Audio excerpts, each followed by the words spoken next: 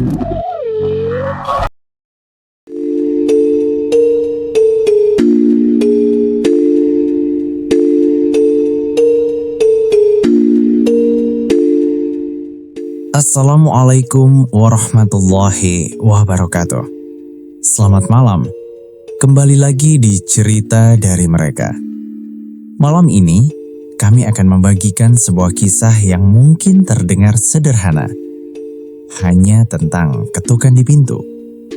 Tapi bagaimana jika ketukan itu tidak pernah benar-benar datang dari luar? Bagaimana jika yang mengetuk bukan manusia? Kisah ini terinspirasi dari pengalaman nyata seorang pekerja lembur di kawasan industri Cikarang. Sebuah malam yang terlalu larut, sebuah kontrakan kosong, dan satu kesalahan kecil, membuka pintu. Matikan lampu kamar Anda, gunakan headset, dan pastikan tidak ada yang mengetuk pintu Anda saat cerita ini dimulai.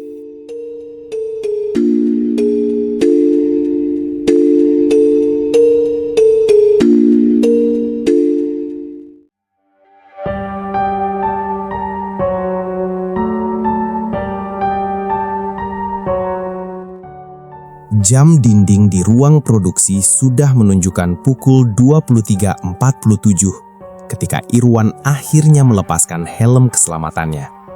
Tubuhnya terasa berat, pundaknya pegal, dan matanya perih akibat terlalu lama menatap pijaran baja cair. Lembur lagi, dan seperti biasa, tidak ada pilihan lain selain bertahan sampai pekerjaan benar-benar selesai. Suara mesin pabrik masih berdengung ketika ia melangkah keluar. Udara malam Cikarang terasa lembab dan hangat, berbeda jauh dengan dinginnya besi di dalam sana. Irwan menghela napas panjang. Ia sebenarnya ingin langsung pulang ke Jakarta, tapi pikirannya langsung menolak gagasan itu. Sudah terlalu malam. Kereta terakhir hampir habis dan tubuhnya sudah terlalu lelah untuk berdiri berdesakan di komuter lain. "Nginep aja di tempat gue, Wan," kata Fajar siang tadi. Kontrakan Fajar memang hanya berjarak beberapa menit dari pabrik. Irwan mengangguk waktu itu tanpa berpikir panjang. Sekitar setengah jam kemudian, Irwan tiba di depan deretan kontrakan tempat Fajar tinggal. Bangunan sederhana itu memanjang lurus, pintu-pintu kayu berjajar rapi, masing-masing dengan satu lampu kecil di atasnya. Tapi malam itu, ada yang terasa janggal. Semua lampu kontrakan mati. Gelap gulita. Irwan berhenti melangkah. Ia memandang ke kanan dan ke kiri. Biasanya meski larut malam, masih ada 1-2 penghuni yang menyalakan lampu atau menonton televisi. Tapi malam itu, deretan kontrakan itu seperti bangunan kosong yang ditinggalkan. "Listrik mati ya?" gumamnya pelan. Ia melangkah lebih dekat. Sepatu kerjanya menimbulkan bunyi langkah yang terasa terlalu keras di keheningan malam. Angin berembus pelan membawa aroma tanah dan sesuatu yang lembab. Seperti bau bangunan tua yang lama tak dihuni. Irwan berdiri tepat di depan pintu kontrakan Fajar. Tangannya terangkat, siap mengetuk. Namun sebelum buku-buku jarinya menyentuh pintu, krek. Suara langkah kaki terdengar dari kontrakan seberang. Irwan refleks menoleh. Di kontrakan seberang, terdengar bunyi klik, seperti tombol listrik ditekan. Seketika, sebuah lampu menyala redup, memecah kegelapan. Pintu kontrakan itu terbuka sedikit saja, cukup untuk memperlihatkan celah sempit. Irwan bisa melihat bagian dalam kamar yang temaram. Dan, seperti ada seseorang di balik pintu itu. Ia tak bisa melihat wajahnya dengan jelas. Hanya bayangan gelap yang berdiri diam. Pintu itu tidak terbuka lebih lebar, juga tidak menutup kembali, seolah orang di baliknya sedang mengamati. Irwan menelan ludah. "Permisi," ucapnya ragu, lebih untuk menenangkan diri sendiri. Tak ada jawaban. Lampu di kontrakan seberang tetap menyala. Pintu tetap terbuka sedikit dan bayangan itu tetap di sana. Diam, tak bergerak. Perasaan tidak nyaman merambat naik di tengkuk Irwan. Ia cepat-cepat mengetuk pintu kontrakan Fajar. 1 kali, 2 kali, tidak ada jawaban. Ia mencoba menghubungi Fajar lewat ponsel, tapi panggilan langsung masuk ke voicemail. Tidur kali, gumamnya. Akhirnya, pintu kontrakan Fajar terbuka. Rupanya Fajar sudah meninggalkan kunci cadangan di balik pot bunga seperti biasa. Irwan masuk dan segera menutup pintu, mengunci rapat. Begitu pintu tertutup, suasana di dalam kontrakan terasa jauh lebih sunyi. Lampu dinyalakan memperlihatkan ruangan kecil dengan kasur tipis, meja lipat, dan kipas angin yang berdecit pelan. Irwan meletakkan tasnya dan merebahkan tubuhnya di kasur. Matanya terpejam hampir seketika. Tubuhnya benar-benar kelelahan. Namun malam itu, tidurnya tidak pernah benar-benar nyenyak. Dalam setengah sadar, Irwan merasa seperti ada suara isak tangis. Pelan, tertahan. Seperti seorang wanita yang menangis sambil menutup mulutnya. Ia membuka mata sedikit. Lampu masih menyala terang. Kipas angin masih berputar. Fajar, panggilnya lirih. Tak ada jawaban. Tangis itu terdengar lebih dekat. Irwan merasa bulu kuduknya berdiri. Ia mencoba bangun, tapi tubuhnya terasa berat, seperti ada beban yang menekan dadanya. Lalu, ia merasakan sesuatu yang dingin menyentuh pipinya. Sebuah tangan mengusap perlahan. Irwan ingin berteriak, tapi suaranya seperti tertahan di tenggorokan. Ia mencium aroma wangi yang aneh, bukan bau busuk, melainkan wangi bunga yang terlalu kuat. Sosok seorang wanita cantik perlahan terlihat di hadapannya. Rambutnya panjang terurai, wajahnya pucat tapi tersenyum. Matanya menatap Irwan tanpa berkedip. Wanita itu memeluknya erat. Pelukan yang terlalu dingin untuk disebut pelukan manusia. Irwan tersentak bangun dengan nafas terengah-engah. Tubuhnya basah oleh keringat. Lampu masih menyala terang. Tidak ada siapapun di dalam kamar. Cuma mimpi, katanya mencoba meyakinkan diri. Namun belum sempat nafasnya kembali teratur. Tok, tok, tok. 3 ketukan pelan terdengar di pintu. Irwan menoleh. Jantungnya berdegup kencang. Ia bangkit perlahan, melangkah mendekati pintu, dan membukanya. Di luar tidak ada siapapun. Koridor kontrakan kosong dan gelap. Lampu kontrakan seberang sudah mati. Pintu tertutup rapat. Irwan menutup pintu dengan cepat, menguncinya. Irwan duduk di atas kasur, dengan punggung bersandar ke dinding. Matanya menatap pintu kamar yang tertutup rapat. Seakan pintu itu bisa terbuka kapan saja dengan sendirinya. Jantungnya masih berdetak terlalu cepat untuk disebut normal. Ketukan itu terdengar nyata. Bukan suara dari mimpi, bukan juga halusinasi orang kelelahan. Irwan memeriksa jam di ponselnya, 01:12 dini hari. Ia menarik napas dalam-dalam, mencoba menenangkan pikirannya. Mungkin anak kontrakan sebelah, gumamnya, meski hatinya sendiri ragu. Beberapa menit berlalu tanpa suara apapun. Kipas angin berputar pelan, menimbulkan dengungan monoton. Perlahan rasa lelah kembali menyerangnya. Irwan mematikan lampu, menyisakan cahaya redup dari layar ponsel, lalu berbaring. Baru saja matanya terpejam. Tok, tok, tok. Kali ini terdengar lebih keras. Irwan langsung duduk. Napasnya tertahan. Ia tidak langsung bergerak. Diam, mendengarkan. Tak ada suara langkah, tak ada suara orang berdeham, tak ada suara pintu lain terbuka. Hanya keheningan setelah ketukan. Siapa? Suaranya bergetar. Tak ada jawaban. Irwan turun dari kasur. Langkahnya pelan, hampir tak bersuara. Ia mendekati pintu dan mengintip lewat celah kecil di bawahnya. Gelap. Tidak ada bayangan kaki. Tidak ada cahaya. Dengan tangan gemetar, ia membuka pintu. Kosong. Lorong kontrakan terbentang sunyi. Lampu-lampu mati. Tak ada satupun penghuni yang terlihat. Angin malam masuk, membawa hawa dingin yang menusuk kulit. Irwan menutup pintu perlahan.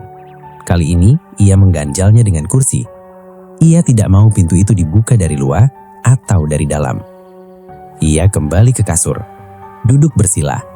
Ponselnya digenggam erat. Ia mencoba menghubungi Fajar lagi. Tidak aktif.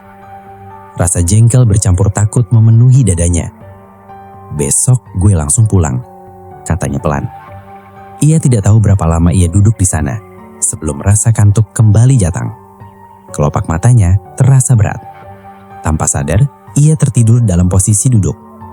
Namun, tidurnya kali ini jauh lebih buruk.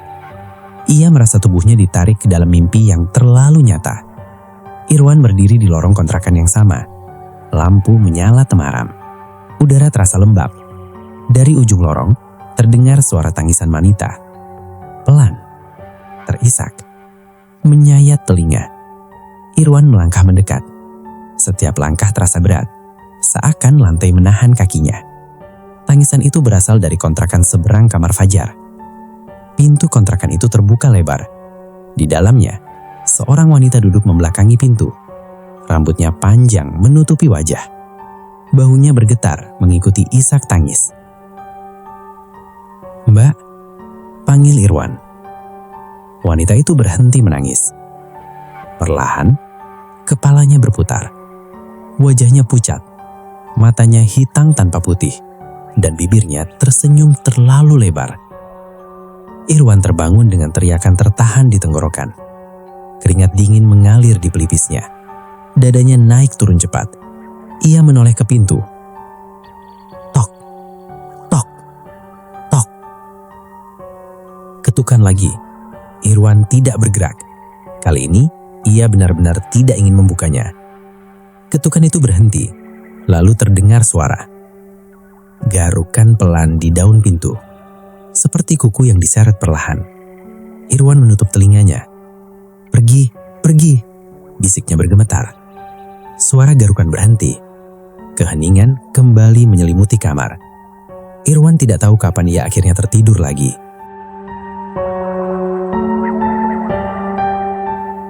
Cahaya matahari menembus celah jendela. Untuk sesaat, ia merasa semua kejadian semalam hanyalah mimpi buruk. Ia bangun, merapikan diri, dan keluar kamar. Lorong kontrakan kini terlihat normal. Beberapa penghuni keluar masuk. Ada yang menyapu, ada yang menjemur pakaian. Dunia terasa kembali wajar. Irwan memberanikan diri bertanya pada seorang bapak yang sedang merokok di depan kamarnya. "Pak, semalam ada yang dengar ketukan pintu nggak?" Bapak itu menatap Irwan dengan alis kerut. "Ketukan? Enggak, Mas. Semalam sepi banget." Irwan menunjuk kontrakan seberang. "Yang di situ penghuninya siapa, Pak?" Bapak itu terdiam sesaat, lalu menghisap rokoknya dalam-dalam.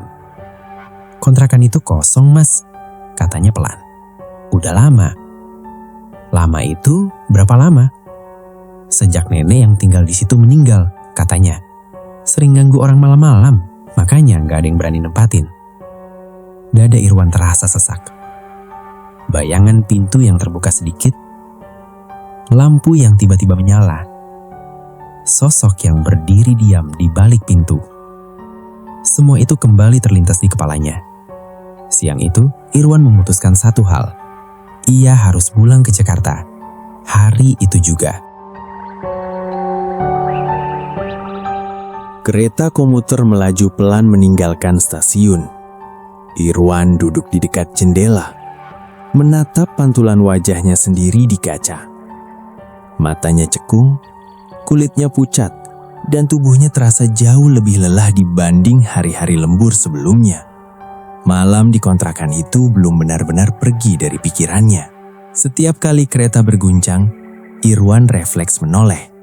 Setiap suara langkah penumpang membuat jantungnya berdegup lebih cepat. Ia merasa seperti tidak sendirian. Padahal kursi di sebelahnya kosong. Ponselnya bergetar.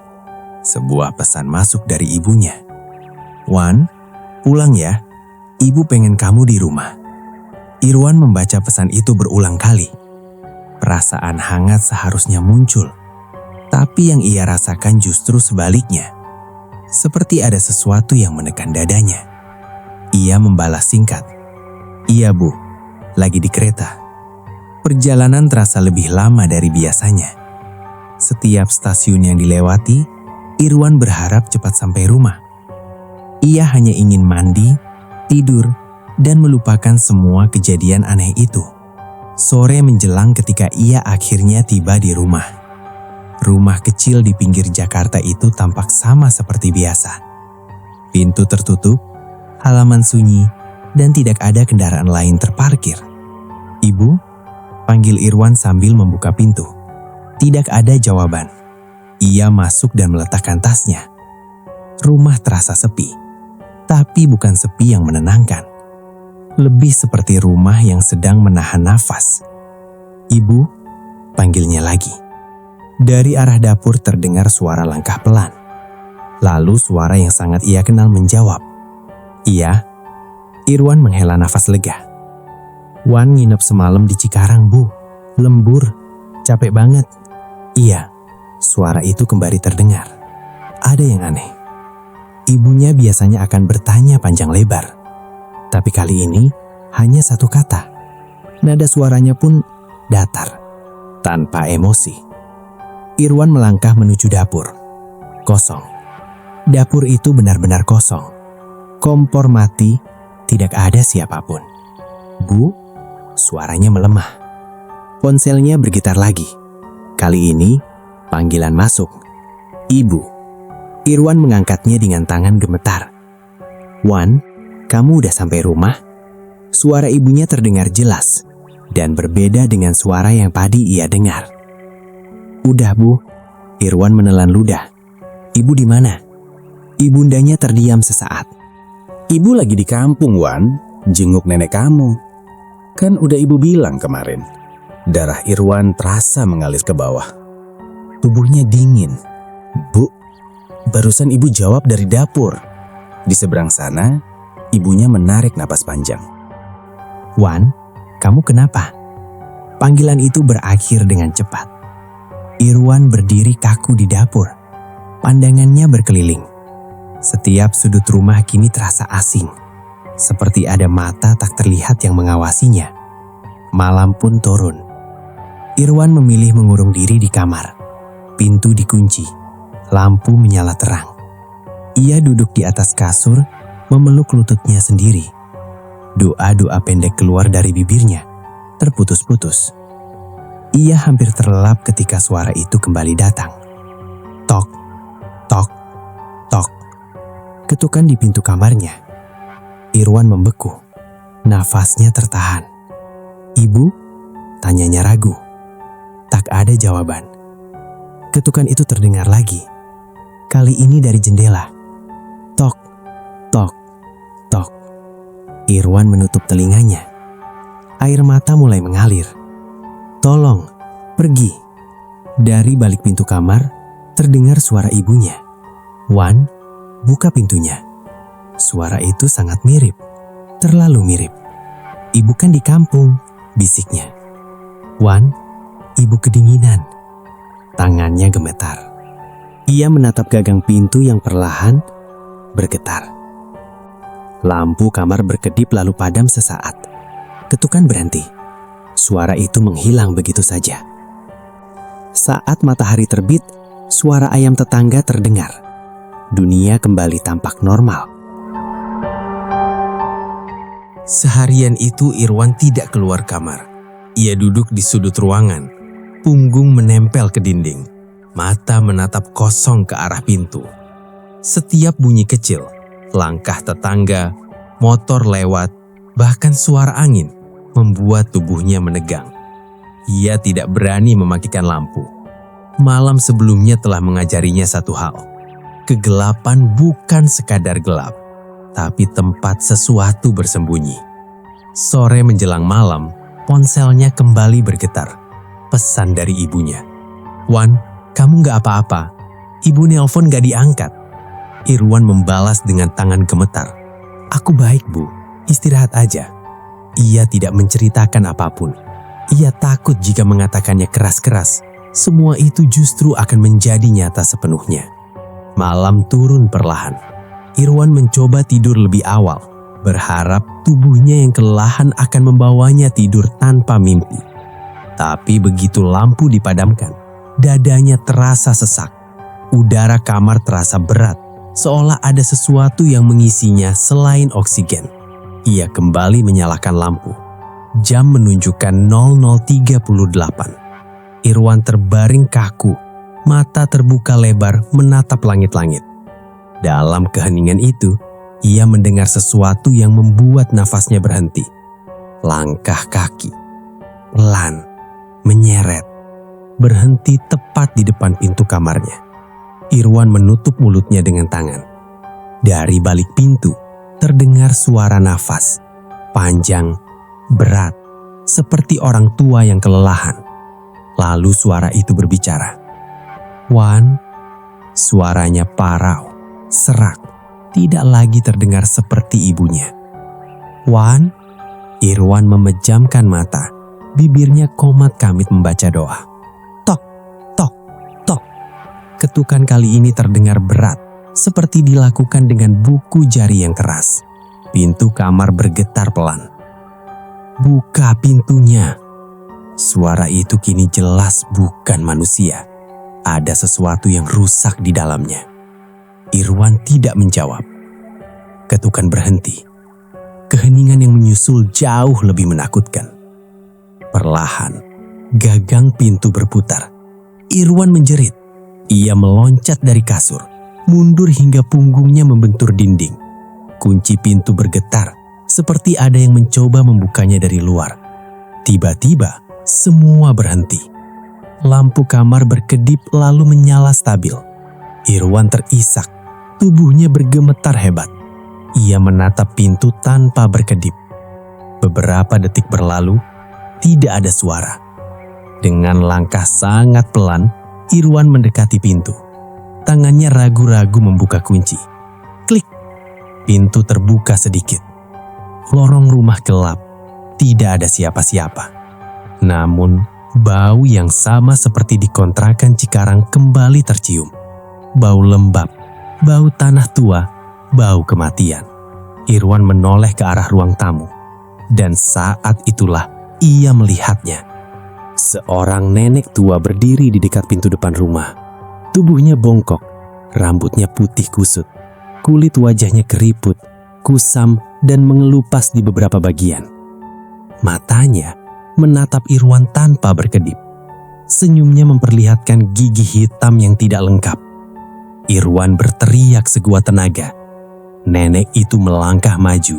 Setiap langkahnya diiringi bunyi tulang beradu. Tangannya terangkat perlahan. "Kamu yang buka pintu."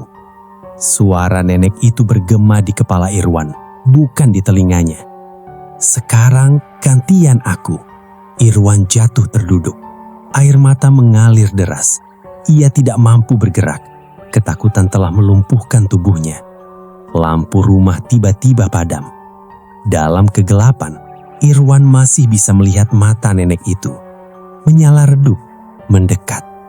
Ia menjerit dan memejamkan mata sekuat tenaga. Beberapa saat kemudian, lampu kembali menyala. Nenek itu menghilang.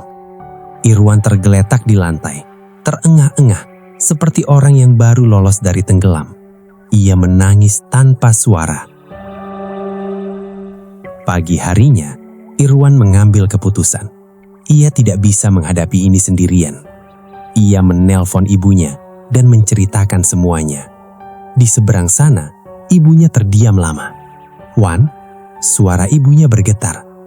"Nenek yang ibu jenguk meninggal malam." Irwan membeku. "Ibu mimpi didatangi nenek. Katanya ada yang ikut pulang sama kamu." Ponsel terjatuh dari tangan Irwan. Semua potongan teror itu akhirnya menyatu.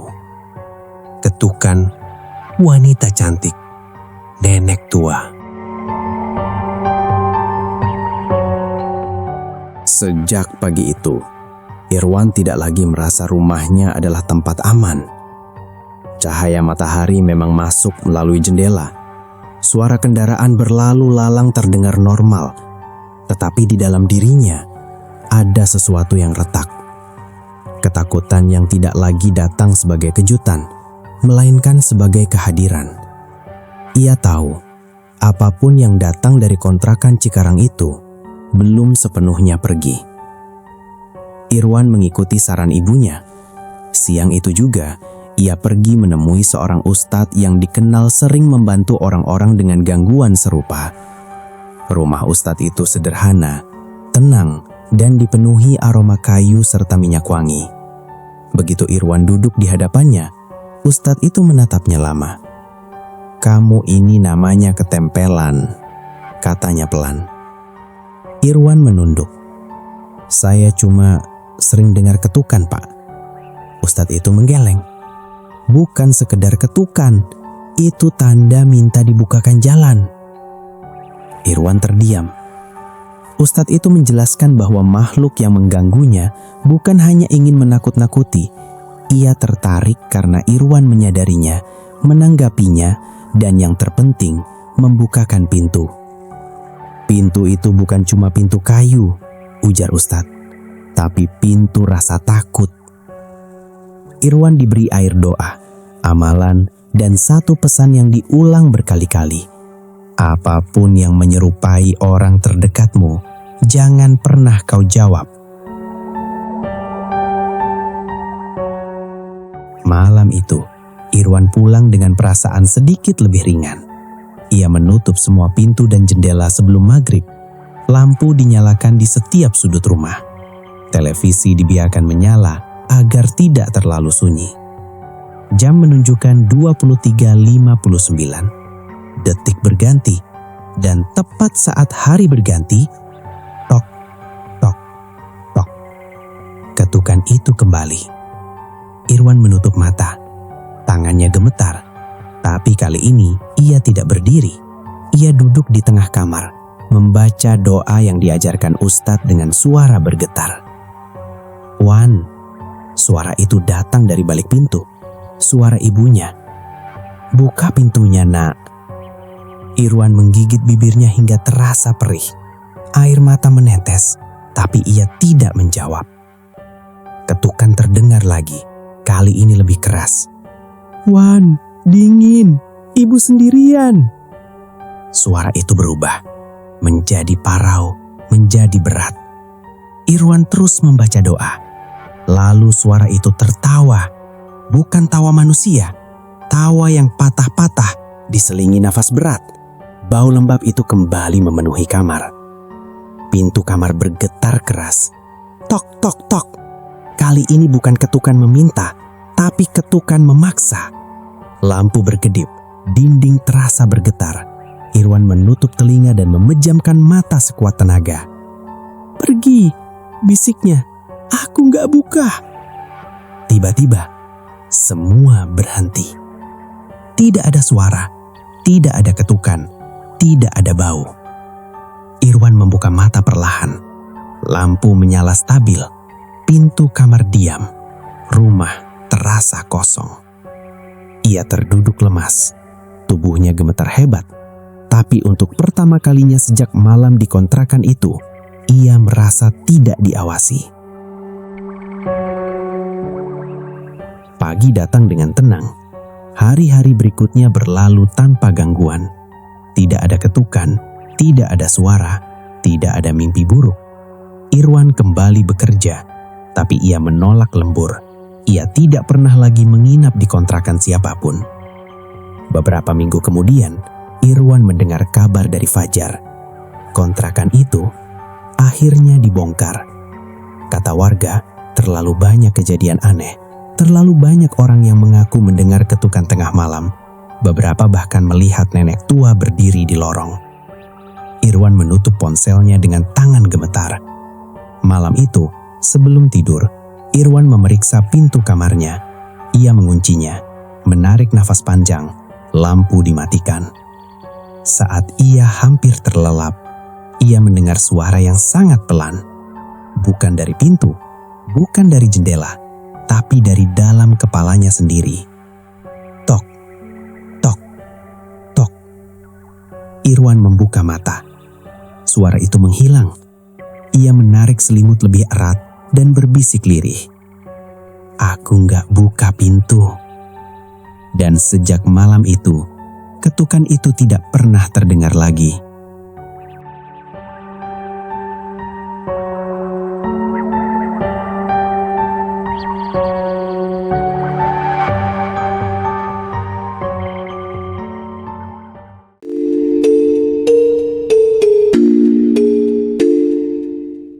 Ketukan itu mungkin sudah berhenti bagi Irwan. Tapi, tidak semua orang cukup kuat untuk menolak membuka pintu. Jika suatu malam, tepat pukul 12 lewat, kamu mendengar 3 ketukan pelan di pintu kamar. Ingat satu hal, jangan pernah menjawab, jangan pernah membuka. Karena sekali kamu membuka, belum tentu yang masuk akan pernah keluar. Saya pamit, sampai jumpa di kisah berikutnya, di cerita dari mereka. Selamat malam, dan semoga tidak ada yang mengetuk pintu Anda malam ini. Wassalamualaikum warahmatullahi wabarakatuh.